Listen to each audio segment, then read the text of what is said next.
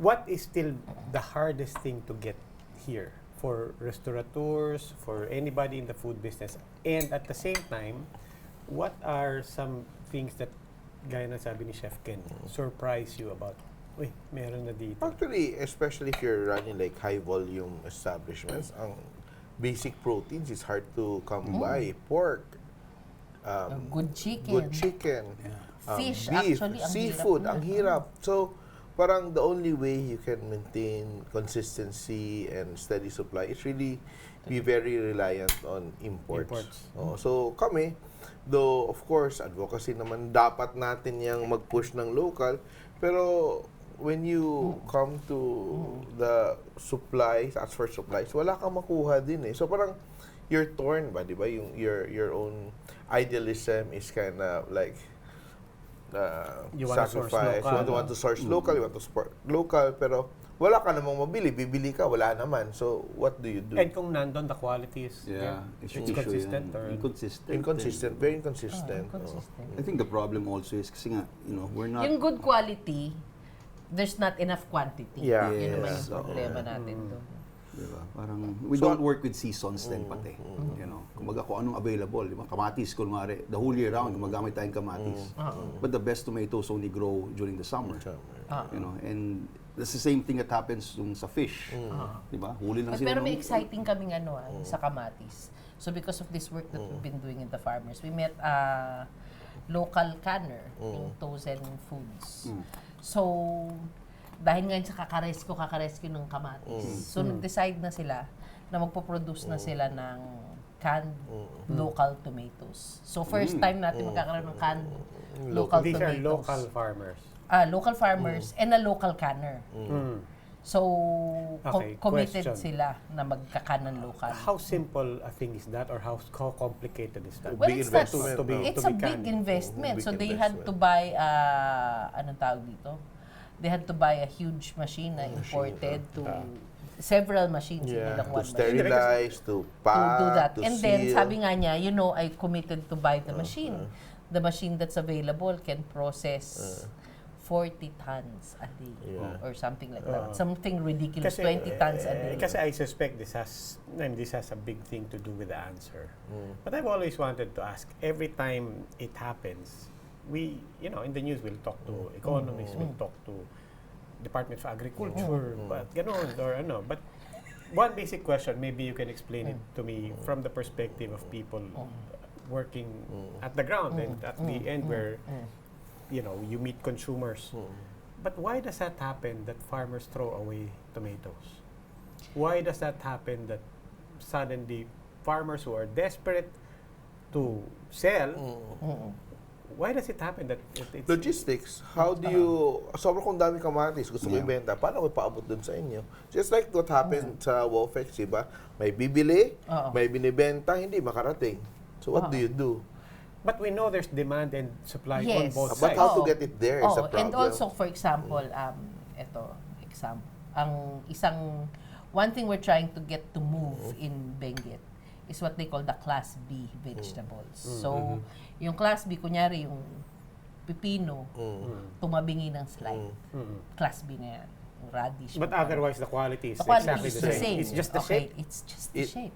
It's real food. It's real food. So, yan ang mahirap dyan. Kunyari, hinarvest nila. Pipiliin na yung Class A, Class B. Sa Benguet, ang mahal ng transport kasi ang layo, ang liit lang ng mga trucks na pwede, hindi naman pwede doon yung mga 12-wheeler kasi liku-liku masyado, so ganyan. So, premium talaga yung space sa truck. So, ang isasakay mo sa truck, yung pinakamahal mong mabibenta. Diba? So, the Class B doesn't even get on the truck. So, And mahal is driven by Gasolina. by supply or the demand? Yung mahal ng... Yung mahal. Na parang mahal yan kasi malaki ang demand or Pareho. mahal yan kasi konti? Mahal, pareho. Mahal dahil may demand, tapos konti, tapos mahal yung transport, yung gano'n. Ang daming nagko-compound na... And this is Benguet. I mean, it's already a major salad bowl for us. I mean, I remember, inintroduce mo kay Carlo ba? Carlo. Di ba?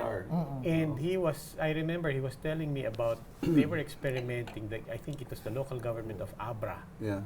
who asked him to see, can you get our produce in Abra, totally different infrastructure. Can you get it from Abra to, I think, Pampanga? Yeah. Diba? Because Carlo was explaining, pag dumating ng Pampanga, we can basically Laban na assume may laban na yan, Metro Manila na yan, di ba? Yeah, because there's a guy, si Angelo, he owns Tibi's Farm. So when I was still in Pampanga, Si Kuya Pultak. si Pultak, may reefer van shop, inaakit sa norte, What's a reefer van? yung may Refrigerated. Refrigerated. van. Pabalik, walang laman. So ang ginagawa niya, kinakargahan nila yan. And then they binababa sa Tibi's Farm in Central Angeles. Sa Angeles. So yun ang nagiging So parang kadiwa, di ba? Yung ganung style. So ang mura, nakakatulong siya sa ganun eh. But small scale, meaning there's still a lot of other farmers who's just wasting the vegetables, di ba? But good yun, yung canning. Oo. So, tsaka yun, yung kunyari, Ang baka laking kuha tayo ano, ng canners na ganun, gagalaw na yung class B. Yeah. Diba? Okay, Kasi okay sa kanila. But my yun. next question, because it seems so sensible, is bakit ngayon lang? As you said, parang... Malaking capital. It's not, machines would run to the millions to set up the facility. Sobrang laki. And if you're investing that, matagal din yung recovery kasi it's just vegetables, hindi siya high value crops di ba? Hindi siya high yun value. yung nag-invest, parang siya, ang tindi nung kasi 20 tons a day yung kaya ng machine. So- Pero ang supply 2 tons lang. Yeah. So sabi niya, I'm running the machine for 2 hours a day. Lugi. But therefore, the answer to my question kanina is, ano yung mahirap pa rin i-source dito? The answer is still, well, maybe not literally everything, but the answer is still everything. Yes. It is. It is. What surprised you on the other side of it naman? I mean, on the bright side, what has surprised you? Whether in recent years or actually matagal na Well, to? we have access to the best imported products in the Philippines. Di ba? Oo. Di ba? Mas, you can Pero- see, pero lang ang katapat. you can see apples all over, kahit sa bangketa, to Mas the mahal pa farthest sa- barangay. Mas mahal pa kumain ng mangga ngayon Exactly. kaysa Totoo. apples. Yeah. Ha? Yun yung nakaka... Sige, Yeah. let Mas me, mahal ang let me lansones qualify. kaysa sa Itabi lychee. muna natin yung imported. Okay, because I agree. Lahat ng imported, kaya mong hanapin. What has surprised is actually being produced locally. Kahit hindi pa sustainably. But, surprised you na, I didn't know na meron ng somebody's invested in this. Ako crab meat. It's a very good supplier of crab meat. Yung sa Savia, sa Bacolod. Sa Bacolod. Yeah, Hanip yun. Ang nakakatuwa siya, deaf yung kanyang mga trabahador. Talaga? Doon sa... Nakakatulong mo pala sa Sabi ko, okay ka, bakit deaf yung ano? Kasi walang talsik ng laway. Totoo yun? Totoo wala yun? Totoo yun? Seryoso? Walang kismis. Pero smart yun, ha? Kaya naman. Tawa ko. Siguro naman nakamask yung Oo, mga... ano naman we siguro, have to spin qualify guard. na. Yeah, pero quality na hanap pa. Okay. Ang May ganda. lump, yung pure meat. Kasi basta ang ganda. Tsaka korteng crab pa rin siya, maski nasa lata. Ang galing. I think there are a lot of products na locally produced. Pero pasalamat tayo sa mga local producers who produce quality na nag-aambag pa rin sa Philippine market. Yeah. Kasi there are a lot of producers who just Export. go direct to export. So, yun din yung challenge natin. to Pero produce. ang dami ring mga products na dapat ma-export. Katulad nito, Oo. Yeah. na Sige, sa i-plug mo. Go ahead. I-shout out. Oo, mo. ayan. I-shout Shout out mo na yan. rin si Exciting Saging. So yummy. Di ba? Nakakaloka siya kasi pati yung produkto wheaty, tingnan mo naman yan, mukha siyang bagnet. Ah. Mukha siyang bagnet, pero saging Hindi. siya. Tsaka, tsaka parang, all these decades, Oh, nobody thought of innovating just on the cut. exactly. Just Diba? on the It's cut. It's not a coin. Oh, It's diba? not a chip. Suddenly, mas ang crunchy niya, di ba? Okay. But, yung sabi ko nga, i-export mo yan, nakakainis ang FDA. Ang hirap. Ang hirap. Parang it's a gauntlet. That's, Really? it's a super, tsaka yung, sometimes Wait, kasi this parang, is from where? from Marikina. Marikina. Yung government is sometimes designed to, yung ganyan, Make parang life difficult. To make life difficult. Hindi yung, Yeah. di ba, yung parang, sige, may product ka, maganda, lika, tutulungan ka namin. Di ba? Someone will hold your hand through the process to get you there. Ito, hindi. Hahanapin lahat ng pwede mong butas na malaglagan. No, I remember I was talking to... Oh, that's true. I remember I was talking to Smooth cheese. Gerald Conghun. Nung nag-Senate hearing, di ba? I mean, it took a Senate hearing to So ask, the salt, no? why are we importing 90% 90% of salt. of our salt? And without getting into, the unintended consequences of the asin law, sinabi niya, oo, napapaligiran tayo ng dagat, but just to get a permit so you can have a salt farm. Yeah, so difficult. Drives costs so High. I mean, just to get the permit to do anything, di ba? Just Anything. open a restaurant. Run a... Yes, ganyan. Di ba? Is that the hardest thing about having a restaurant right now? Permits? No, not just What? permits. Let's say you get the permit. The regulatory is... Like, for example, meron ka ng yung water quality testing. Ang dami. Yung water quality testing, bawat gripo mo, may bayad para i-test nila yung water quality. Ako ba gumawa ng tubig? 700 kada gripo. Bawat gripo. To test. Ako ba gumawa ng tubig? Di You do naman. that one time for Every year. Yearly. Okay. Every year. Ilan ang gripo mo kung restaurant ka? Mahina yung 30, di ba?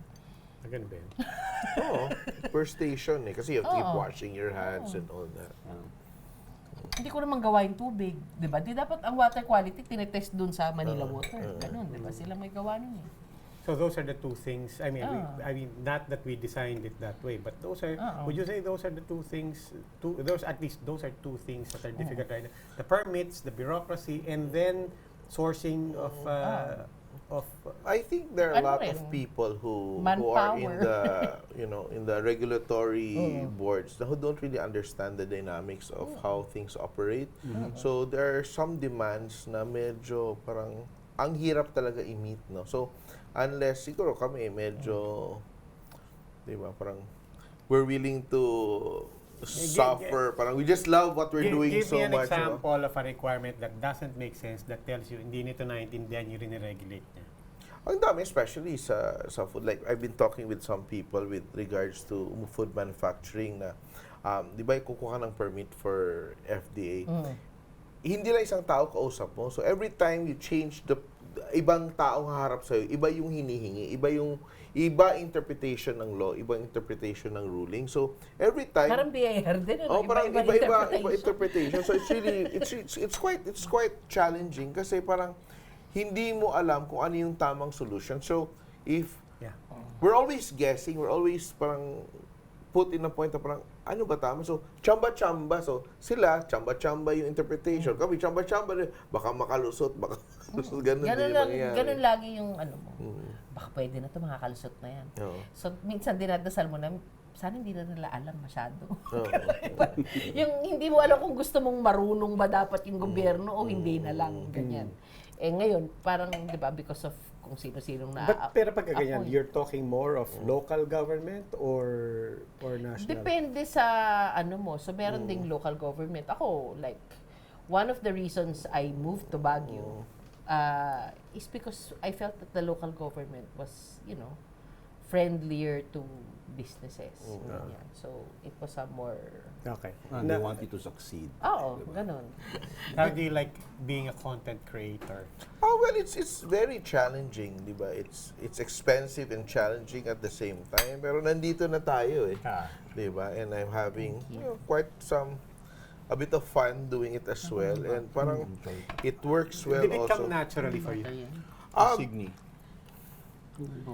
Actually kasi parang hindi ko talaga siya, I don't really enjoy the attention. I don't enjoy, introvert ako, di ba? So parang siguro because I'm also an author and I needed to promote the books and all that. So parang siyang naging ecosystem na. So that's why we maintain all our channels, our platforms, and parang we've created parang an organization already based on that. Kaya ngayon, kasi nandyan na yan, tuloy-tuloy pa rin. But would you say that you were, kasi you're one of the people that, I mean, even when we were saying who can we invite, of course si Ken tsaka si Waya, it's easy for me dahil they're literally one of among the chefs I can really call But when everybody said, Chef Tatung, kailangan ma-invite mo natin. Oo, hindi pwedeng hindi. But would you say that you're actually a reluctant man in front of the camera? Hindi naman, pero I just don't enjoy it as much as working behind the scenes. Nagagawa ko, kaya ko siyang gawin kasi trabaho ko yan eh. Pero if I were to choose, I'd rather be back doing all the other stuff. What can't you do in front of the camera? Or what is compromised in front of the camera? Kasi we watch it and we're like, okay, mga simple lang. Pero what's actually compromised? Ang dami mong nako-compromise eh. Kasi obviously The time, when you... obviously, is one. Time. And also sometimes your own, parang, you have to hit commercially din eh. So there's some things na medyo nagki-cringe ka na. Di ba nagki-cringe ka na? Sige, gagawin ko ba to? Gusto mo ka makuhubad, ha? Di ba? Oo. So parang balance pa rin. And Pag siguro, magbebenta ng laman. eventually, nagiging very pragmatic. I just acknowledge it as part of the game. So yun lang. You don't take it personally. Don't think that parang if you do something na medyo... Kasi, obviously, ang difference ko kasi with a lot of content creators, I operate at so many different levels. So, nandun ako sa content creators na as in content creators lang, wala silang pakialam kung may basihan or may katotohanan yung ginagawa nila. Di ba tama? Di ba? As in, basta mag-click lang siya, basta mag-viral, yun lang siya. Nandun ako nag-operate. Pero nag-operate din ako sa industry where it's very important also to have integrity, to have that, honesty, to have that. So parang, sometimes you're torn, parang, ito, sige, Do they give you para sa ekonomiya, go! Do they give you a hard time? Your peers, your colleagues, parang, oy, panood ko yung video mo, ha? Hindi naman, wala naman ganun. I think through the years, kasi I think your body of work really reflects the kind of values that you Saka you wouldn't have. be at that level if you Oo. didn't have that integrity and credibility. So, from push the lang. start. Si Kenneth, nagiging content creator na may pakindat-kindat Hindi, pa Oo, yan, di ba? May Oo, signature wing Kailangan na. sa kailangan sa trabaho. Di ba, sometimes kahit ayaw mong gawin, pero nagki-cringe ka with the thought of it, pero kailangan eh. Di ba? Hindi ako ang problema ko, hindi yung kaya kong gawin eh. Hindi ko kaya mag-edit. Wala akong tiyaga. Ay, hindi naman ako nag-edit, inuutos ko lang din naman. Iba yun. So, I'm not tech savvy eh. Meron na siyang buong Ay, hindi lang behind yan. You it. work with ABS-CBN, di ba? For a time. You know a Natural lot of na yan. producers, editors. Yeah. Pero pwede ka na magkaroon ng team sa Nang, sa Unilever, humingi ka ng team na mag- no, we're working on it. Kami na we're doing a lot of vlogs. Ikaw, regular ka na bang... nagko-content. Tamad ko sa ganyan, galit na nga sa akin. But you do media well. Ay, Savvy, very savvy. Yeah, you do media well. Tamad lang. tamad lang talaga. We're Mahirap speaking, like when ipakilala ko lang, because I have the privilege of knowing that this is Oh. Chef Kenneth Cacho with Unilever Food Solutions, Chef Waya... Teka lang, just recent winner we'll get of the there. Global Ikaw Chefs na Challenge. mag-intro niyan pa after Okay, na. game. Chef Waya Araos and Chef Myke Tatung. And as you were saying, Chef Oh, Kenneth. diba? Chef Kenneth recently won the Global Chefs Challenge the other day lang. The other day. Diba? Sabado. Tapos bukod doon, ano na siya, kaya siya nag-Global Chefs Challenge kasi 3-time Chef of the Hall Year. of Fame Ano na. ba? Hall of Fame na bawal na. Hindi, actually, matanda na tayo. Ayoko na mag-compete. Kung ako lang talaga, kayo na may post ako eh. Sabi ko, kung ako lang, ayoko na mag-compete eh. Pagod na ako eh. But, pagtawag ng bayan, laban. Ano mo nga, parang I don't know the world of... I know eating and I think I know good food. This is all good food. Maraming salamat. Sinabi ko, magdala lang ng pika-pika. As you know from the show, I only have this one table. But, hindi, wag ikaw. Put into context to me, the contest, the competition that Ken won, how big a deal is it and how important is that stage? Not just for Ken, for that matter, but for... Well, it's also, putting Philippines as a serious contender in culinary events, diba? In the region and globally. So parang, especially now that Filipino food is also having a moment, diba, in the world. So it's important that we get people like Ken, who understand Filipino food but is also exposed in, world-class cuisine and is able to marry that into competition standards. Kasi So, when you big get deal to yun. Singapore next year, which is what? Ayun na yung final? So that's Yun the yung global final. finals na. So, Okay. this is the first time that the Philippines entered the finals for the WACS, World Association of Chef Societies. So it's like 110 countries. Puro may mga ano yan, puro chefs all over the world. And we're competing basically as not as a team, individual, representing the country, and that's very big. Well, for me personally, Parang kailangan natin pwede kami mag-group kasi dyan. di ba? Like, ang tagal na eh. Ang Pilipinas has to be there. Kilala na tayo eh. In fact, we have like 2 restaurants or 3 restaurants that are Michelin. in the San Pellegrino list, di ba?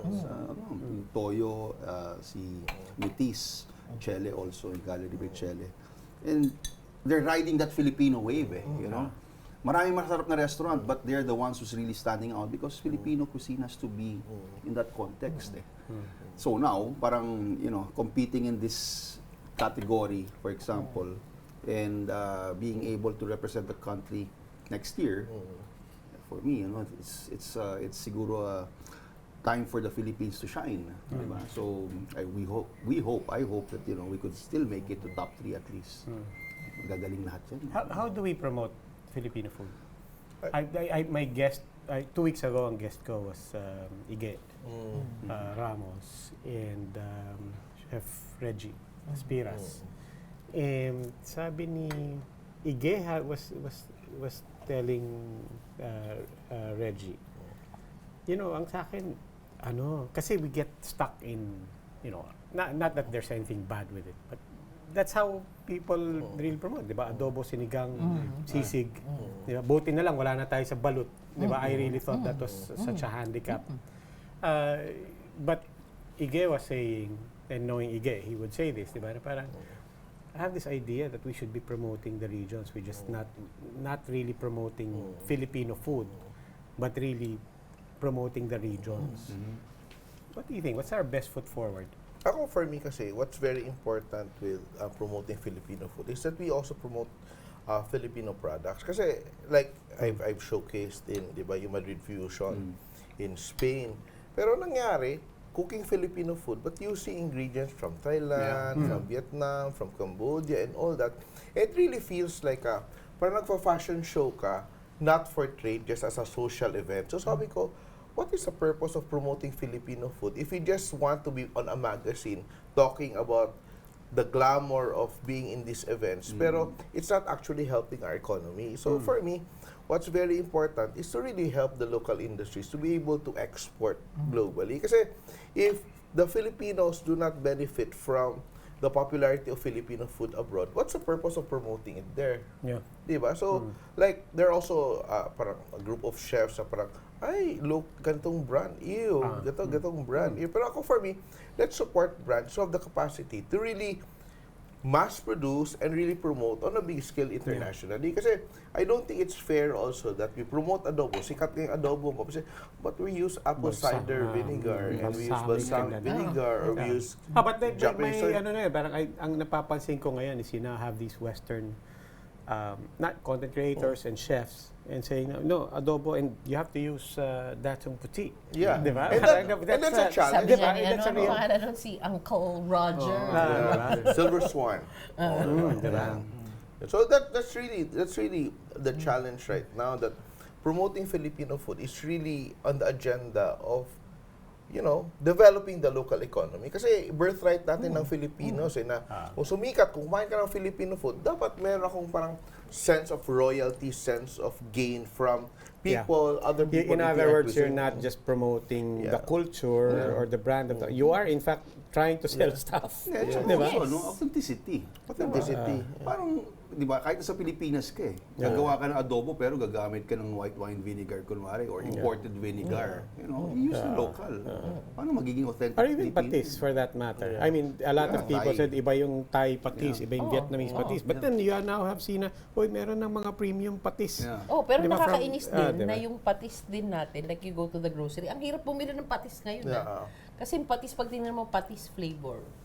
Hindi na siya totoong patis. I'll explain. It's still real patis, but it's a very low percentage of protein.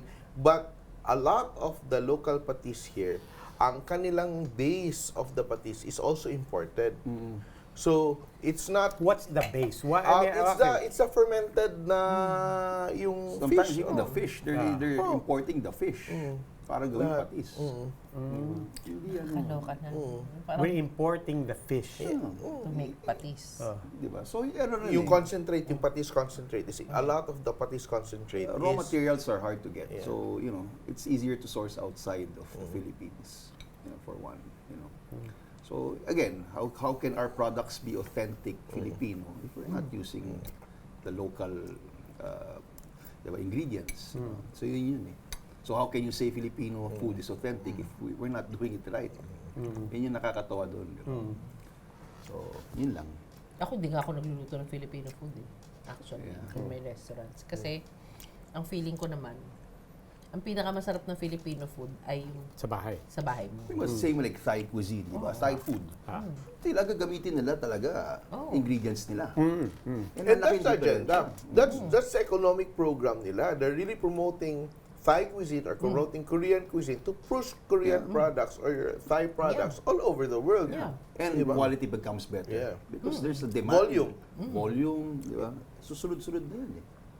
But someone has to start it right. Kaya ang galing din kung, for example, mamasita, di ba? Ayun, ganun yung klase ng push na dapat ginagawa. And there, aside from yung really commercial products, they're also going into yung mga endangered products. So, they're trying to save the batuan, yung mga ganyan, para introducing it to the global market. Pero yun nga, isa lang sila.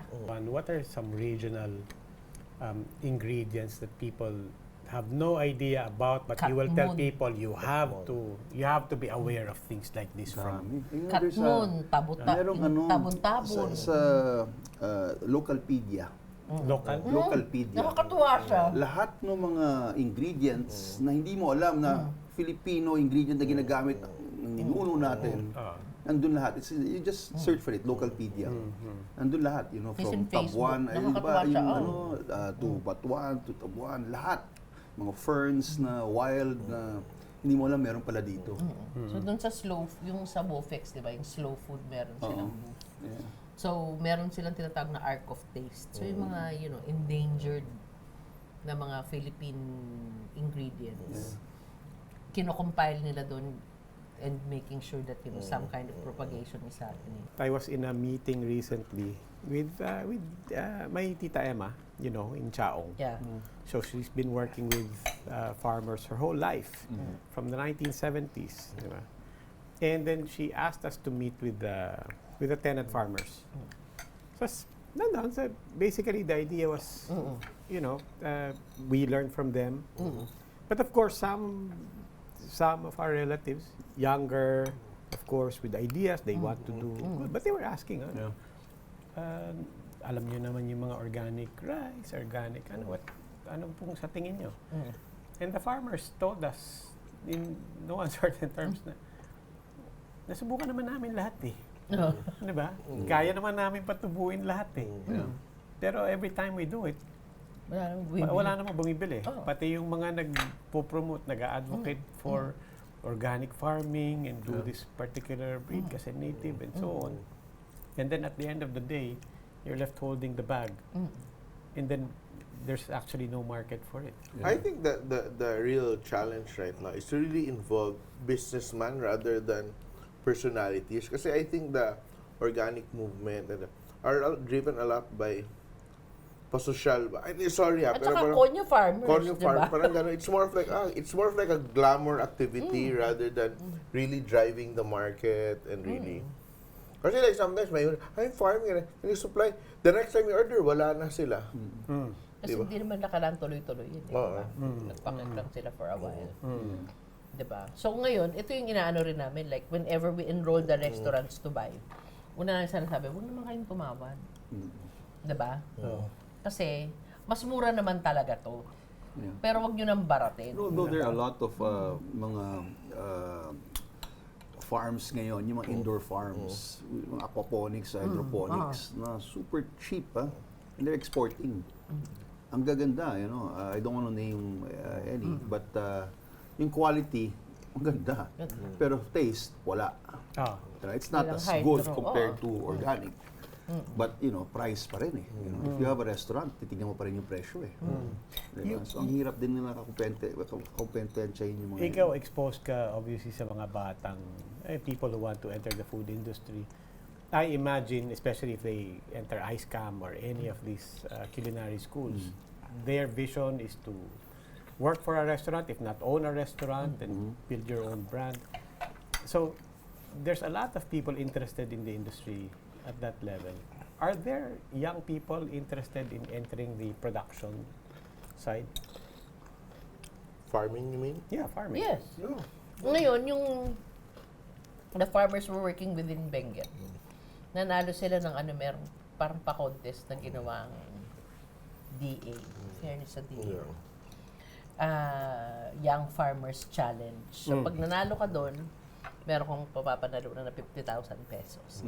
So, itong grupo na to, mga sumali doon. Okay. So, hindi naman sila lahat nanalo, pero dahil nga sumali sila ron, nakilala namin. So, they're all into agriculture. Like, what are they bringing? What's the competition with? Hindi ko na maalala. Produce. Parang, Parang farmers some fair agri na thing. Oo, ganyan. So, pero doon namin sila nakilala. Tapos, and they're young. Nakakatuwa. They're in their 20s. They're gung-ho. May isa doon, former teacher. May isang Pero, yung isa siya, yung nag-grow ng kamatis. So, kanya yung kamatis, yung shishito. Siya yung malakas yung loob kasi bata eh. Na siya, social media savvy. So, pag sinabi ng shishito, search lang siya. Okay, sige. Tapos, kuha siya ng buto, nag-grow ng konti. Ngayon, nung sa Wofex, nakita niya, lahat ng Japanese restaurant gusto ng shishito. Sabi niya, oh my God, ang production ko ngayon nasa 50 kilos a month.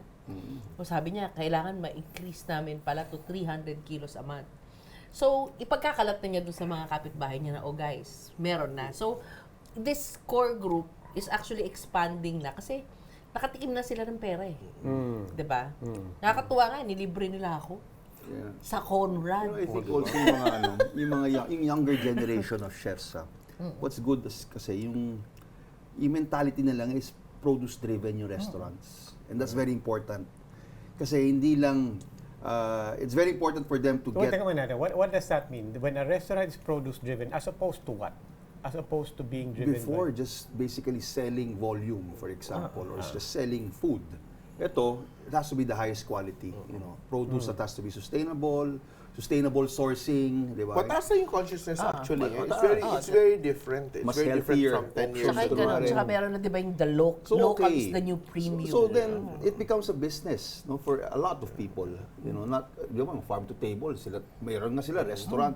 May farm sila, tapos gagawa na restaurant. So nandun na rin yung mindset ng mga bata ngayon, which is good. Ang nawawala lang kasi ngayon, because of, gaya-gaya na lang lahat kasi ginagawa ng sikat, ganito, ganyan. The quality of cooking, the skills are not there anymore. Pero magaling mag-plating, in fairness. Magaling mag-plating. But that's something na, di ba, importante yung skills. But something that you said kanina, di ba? Na social media is part of the skills. But not only that, social media is always at the tip of the spear. It drives the interest, and they're not necessarily the best people. Yeah. They may not even in certain things be technically super sound. But because yung social media star ang sisikat, these people, they're doing a service. We're not trying to knock them.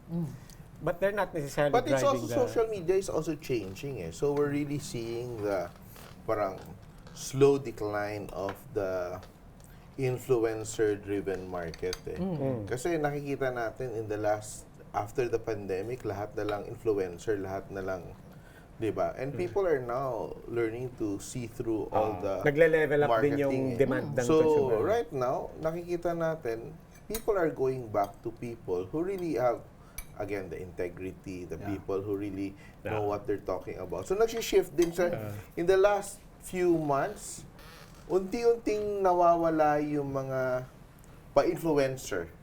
Kasi, like companies right now, before they engage in mga ganong klaseng services, they already check the numbers, di ba? Yung analytics, yung mga statistics, yung ganon. So, nalalaman nila talaga sino yung mga influencers or people in social media who can really bring in the market. Hindi lang siya ingay, di ba? Tapos ay yung panahon na puro ka lang ingay.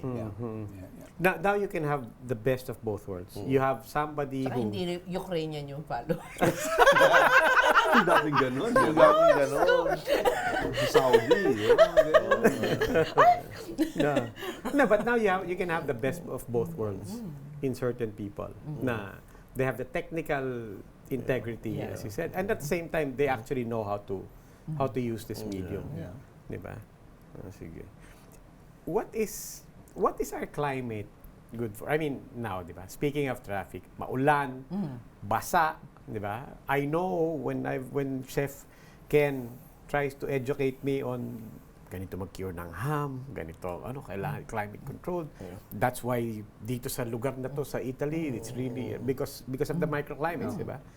But what does the Philippines, our climates here, not climates with an S, what are they good for in terms of, not produce, but in terms of processes, in terms of fermentation, in terms of, I don't know, smoking, drying, what does our climate actually give as a competitive advantage to anybody who wants to innovate on certain types of Daing. Well, sunburn. Charot. Yeah, again, it has seasonal din. But I think yung climate natin is humid hindi siya dry So, yun ang lots of yun ang moisture. issue natin, yung humidity. So, one way to control it talaga is to put it in the fridge, but there are parts of the Philippines like sa Sagada kunwari, dry, and it's nice to do curing. So, dapat hanapin natin yung mga lugar na ganyan and we concentrate on doing the stuff that's good for that area. Diba? Rather than just parang like I tried curing pork in Pampanga before, ang init doon.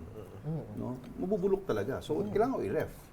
I can do it, pero may kapitbahay ako nagdaing dun sa labas ng bahay namin. Pero walang lasa. Alam mo, kaya ko i-cure, pero walang lasa. Kasi nga, hindi na, kailangan makuha mo yung environment Hindi lang yung temperature. So, knowing the places where you can do things specifically for those products is a must. Hindi, I don't think yung climate natin is an issue. It's just that knowing where to do the things. Where to try it. Where to do it. Like, di ba, we have this idea nga, yung pinaplano natin, gawa tayo ng ham. Pwede naman.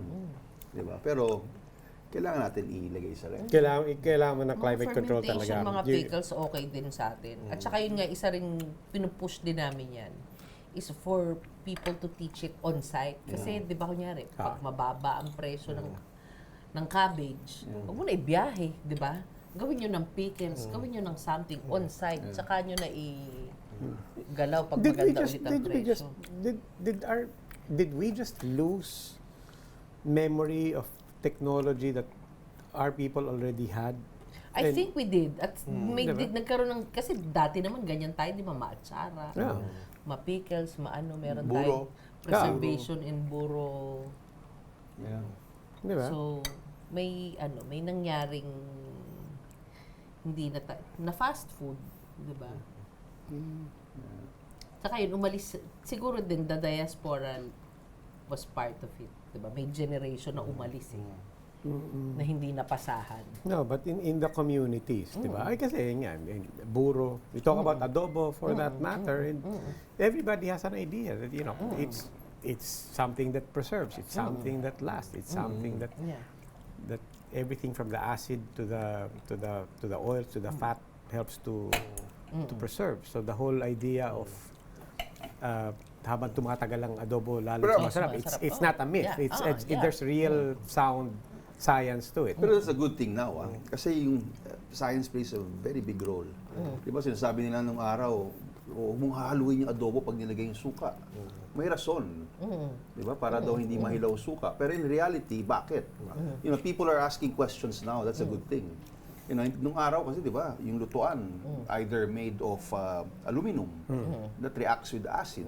So ngayon, stainless steel, non-reactive yung metal. So kahit haluin mo, okay lang. So wala na yun. That's not an issue anymore. But if you know the science of it, yun naman yun Kaya mo haluin, hayaan mo munang kumulo para hindi ma-disturb yung bagulang reaction, di ba? So, yung mga ganon. And a lot of things are, you know, yung mga questions tong araw, ba't ginagawa ni Lola ganyan, di ba? Bakit niya ginigisa? Bakit, di ba? Bakit niya pinapatuyo? I think the challenge also for that type of industry na nagpe-preserve, yung gano'n, is that kailangan mo ng malaking capital kasi it's really inventory driven eh. So for example, bago mo mabenta yung 6 months mo i-ferment yung buro mo or whatever, suka, kailangan may pera ka na mabuhay ng 6 months bago mo ibenta. Oo, yan. Diba? So kaya nga, diba, ang prutas nga mismo, kinakalburo mo para mahinog agad, para mabenta eh. So, yun din yun, yung, it's all economic eh, diba? You do have to, kumbaga, you can't ignore Kailangan the mong fact ipera that na people kaagad need diba? Kasi katulad nung when we went to... So the poverty does in fact hold it back. Yes. Diba? For example, yung when we went to Dasol, Pangasinan, yung mga salt farmers, ang gusto nilang mangyari, gusto nilang parang magkaroon ng NFA para sa asino. Para basta mabili lang. Sabi ko, artisanal product yan. Diba? Dapat mapresyuhan nyo ng maganda, mapackage nyo ng maayos. Sila parang, gusto naman namin yan kaso wala akong pambiling bigas bukas. For that matter, may alam naman ako eh. May alam naman akong mas masarap pa yan. Kaya lang, diba? Parang it's actually an aspirational thing to have. That's why we're branded as second, you know, we're only second best when it comes to quality. Kasi ganun na mentality, diba? Ganun na nangyayari. Where are we, notwithstanding all the problems, where are we still the best? Where are we not number 2 and notwithstanding all these problems? But this one, by some miracle, Can you say it on air? Yeah. Go ahead, what? Ang try magaling sa social media. Number 1! The Philippines were best in skill. In skill. In skill ng Pinoy. Diba? World class. You know, like, why I say that? Because pumunta ka sa shipping, when I was working sa 60% Filipino. Ano na daw I was working with the shipping, parang 85%. Kasi kaya ng Pilipino. You know, Sinusupply natin we can na cook labor. any cuisine. Because of our taste buds, alam natin, you know, we're... Sa Sophisticated kitchen, 60. Hindi lang. Sa I think shipping, everyone- sa seafaring, nasa 80-85. So, skill ng Pinoy yun yun Not another produce. We could work on that, pero... Pero nga, we need kasi nga, you know, ngayon na, di nalapit ako sa mga anong ginagawa ng DA, anong ginagawa ng So, parang wala. Wala. Nakakaloka. Yung gano'n, yung parang, sabi ko, saan tayo kukuha ng buto? Kasi, you know, we're trying to grow high-value crops. So, may department ng DA na high-value crop development. Yes, meron silang gano'n. So, sabi, tawagan natin. Tanong natin, saan sila may buto? Hindi daw nila alam kung saan kukuha ng buto. Important Sabi ko, sa Switzerland kaya? Meron kaya? Talaga. So yung Padala tayo from Switzerland. Pero yung mga buto talaga, galing Amerika pa, di ba? Oo. Puro Amerika yan, seeds yan. Kaya pag ako nga buong biyahe, binibili ako ng mga buto, pinamimigay ko sa mga farmers. So, kung ano-anong mga... Meron na akong Japanese kamote tumutubo sa... No, pero it's good that you guys are there now teaching the farmers. Diba? Yung mga, gaya yung kamatis. You know, like going back to the kamatis, dapat wag lang kamatis ang itanim. Anong klaseng kamatis ang kailangan itanim? Good for canning. So we can Ang export hirap ng also. kamatis. Ang hirap ng Grabe sa kamatis. salad. Oh my God. Papadalang kita. Tapos yun, like for example, ang patatas. Ang sorting nila ng patatas, size lang. So hindi mo alam if you're getting a waxy potato, a starchy potato, di ba? Kasi wala silang sorting according to variety, di ba? According to ano. So buti ngayon, nagkakaroon na ng technicolor na patatas. May purple, may... No, even I think may nakausap ako one farmer before. Sabi niya, alam mo, yung patatas dito, general purpose potato. Di ba? Di ba nakakatawa? Lahat pwede mo paggamitan, depende sa panahon. Kung tag-ulan, dahil mahirap i-grow yung patatas, so soak daw sa tubig, mas nagiging watery yung patatas. During the summer, mas konti ang dilig, mas nagiging dry yung patatas. ironic ka na. So, hindi ko alam kung totoo yun, but I think that's the idea. Yeah, but if with potatoes and a lot of produce coming directly from the New World, long time ago, we were the first touch point for a lot of these produce. Di ba? At A nag-grow long time natin. ago, di ba? So, sabi ko nga, yung carrots, kung kaya natin i-grow yung orange na carrots, kaya natin yung red, di ba? Yeah. Yung purple, yung white Puti. carrots, yung yellow carrots.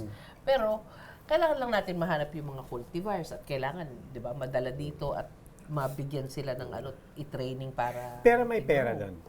Dapat, di ba? Hindi, I'm asking you, may pera doon. Kung ibebenta nila.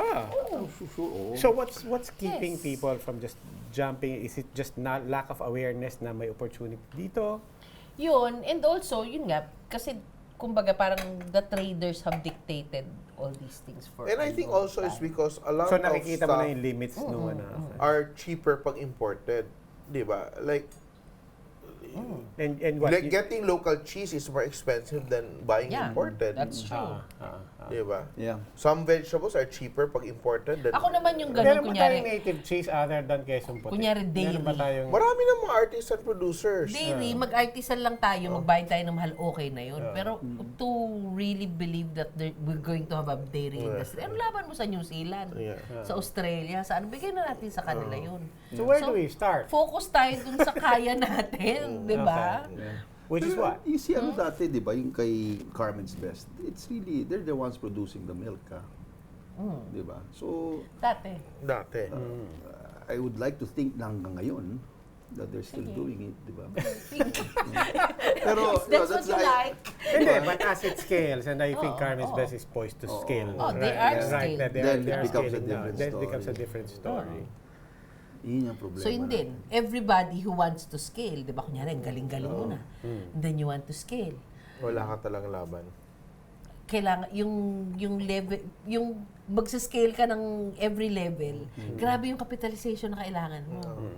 Tapos, Actually, the need to bring the cost down is really... bagong permits na naman, bagong ganyan na naman. And then everybody comes into play. Not Yeah. just DA, Ah. DTI, local governments, DPWH for the Yeah. for the transport, Yeah. Department of Transportation. Oh, like, I had some Malaysian friends, okay, may parang, bakit ang mahal-mahal nyo? Yeah. Yun yung sinasabi. Mahal talaga tayo, no? I mean, objectively, there's no way around it. Mahal tayo. talaga tayo. Mahal talaga Everything, tayo. accommodation, transport, everything. We Diba, are expensive. sibuyas na lang. Ah. Ang mura-mura ng sibuyas imported. Ah. Bumili nga ako sa Malaysia, 60 pesos. Di ba? So dito sobrang mahal ng sibuyas. Local It's what, 180 ang kilo. Yeah. Yeah. So, No, but even before this entire crisis, and Mahal this pa entire, rin. mahal pa rin. pero yun nga, yung Malaysian friends ko, sabi, bakit ganyan kamahal? Sabi ko, kunyari, tracking lang, tingnan mo. Yung tracking natin, gabi lang umaandar. Diba? Wala nang tracking sa araw eh. Yeah. Lahat gabi. So, lahat ng tracking may night differential. Pero traffic pa rin sila. So, mas mataas Kasi utility ng truck mo mismo. So, you have to shorten the time for recovery ng investment. So, yun pa lang. Yeah. Tapos, ang sama ng kalye. So, yung gulong mo, mas madaling masira. Mas ganyan. Ang dami. So, again, sa ending, pag hinukay mo na lahat, bakit? Bakit tayo ganito? Diba? Corruption. We are paying for corruption. No! No, but it's true. diba? It's interesting because a lot of the things that you bring up have come up in all topics that we've discussed. Whether we're talking about tourism, we're talking about telcos, we're talking about infrastructure, manufacturing, diba? It comes up. Oh, sige. What do you look forward to now? Where do you see the food scene 5 years from now, 10 years from now? It's just going up. Like kami, we have in Unilever, we have these future trends that we share every single year. And one of them is the modernized comfort food. There's also plant-based food na it's also making a mark. No? The millennials, iba na yung eating habits nila. Iba na yung hinahanap nila. And the good thing is, for example, yung modernized comfort food, they want to see ano ba yung pagkain ng araw, but present it in a much more modern way. Like what? Give me an example. For example, kare-kare, we make it into a paella. Parang you're eating kare-kare, paella, para ma-realize nila Filipino food is eaten with rice, and kare-kare, being a dish that's best served with rice, di ba? Why, incorporating it. So yung mga ganyan trends na we're working with, and we're basically adjusting to the way dining behavior is actually observed nowadays. So ang dami. So it's just going up. ano na tayo, world, ano na eh, we're just following the Western world, di ba? And what's happening in that side of the, di ba? Go, Chef Myke. Ako naman, I think I agree with Chef Ken. It's going up. Pero I think there's also a very important need for us to reflect on where we are taking it eh. Kasi pwede naman kasing very superficial yung growth eh. Pero ako kasi, yung concern ko talaga sa Filipino chef, of course, ang galing mong magpabongga, ang dali mong magpakain. Pero it's also the quality of the food that Filipinos eat at home eh. Diba? So, if you're talking about heritage cuisine can really evolve if Filipinos continue to cook Filipino food at home, Exactly. diba? To a certain quality.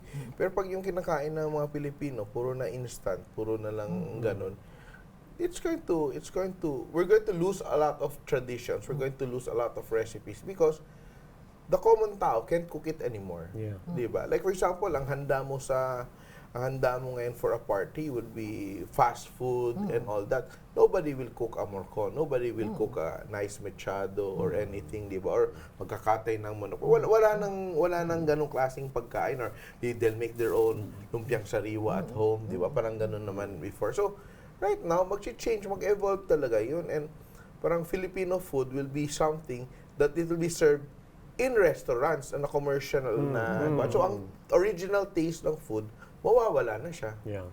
Although I think that was a moment for both during the pandemic. Yeah. People started to cook again. Yes. You were messaging family members and relatives, uy, ano Ano nga yung yung recipe recipe ni no? Lola, Yeah. di ba? And I think people got into that and happily, di ba? Yeah. And then made something of it. Okay. At sana dumami yung maayos na Filipino restaurants. Oh. You know, we have a hard time, me personally. Ang masarap na pagkain talaga, either you go to the provinces or bahay, di ba? Come to think of it, maghanap ka, ilan lang, mabibilang mo sa kamay mo yung matitinong Filipino restaurants. And sad to say, that's the reality. You know, we're just doing Western food all the time. And yet, it's already a lot more now than when we were growing up. Yeah, Exactly, diba? that's true. Kasi nung when we were growing up, talagang sa bahay mo kinakain yan. Oo. Yeah, tsaka ano lang tayo nun, parang kamaya. Oo. Barrio Fiesta. Importante talaga yan, buhayin ng pagkain Pilipino. Tsaka ako, yung gano'n, yung bilang probinsyano na ako ngayon. So what I'm looking forward to is for the development to trickle in the regions, diba? Yung hindi masyadong Manila-centric, Yeah. diba? Na magkaroon ng... And it's happening, diba? Yeah. Parang we're seeing people are I now was in willing Barm. to go I was the in Barm. mile. We were in Barm. Nagulat ako, there was a restaurant there na you know, you could mistake it for Malaysian. But the proprietors were saying, no, dito lahat yan. Diba? And it was it was bongga. Wow. Yung nagulat ako that in the middle of this neighborhood, merong ganito, it was well appointed, well lit, social, diba? As it were. But it was really, you know, parang, ayun nga, it was basically putting the best foot forward. And it wasn't representing Manila, it was just representing. So yan ang exciting for me, for the regions to be able to do that. Yeah. We're speaking with Chef Kenneth Cacho, Chef Waya Araos, and Chef Myke Tatung. We practically haven't touched this. Masarap ang usapan. Pero ako, kaya kami itutuloy pa namin itong usapan. But you know the drill by now. Unfortunately, you will have to leave us. We only have 1 hour for the show. Catch us again next Thursday, 9:30 p.m. Manila time on One News. You can also check out The Long Conversation on Spotify, YouTube, Apple Podcast, Google Podcast. At saka po sa Puma Podcast, we'll be uploading all our episodes purely as audio, purely as podcast. Ako po si Roby Alampay. This is Roundtable. Tuloy lang po kami dito. Maraming salamat po. Okay. Chismisa na. Chismisa. Names na. Names na tayo. Tsaka pwede na ako magpahinga. Pwede nang may itim sa ng ngipin.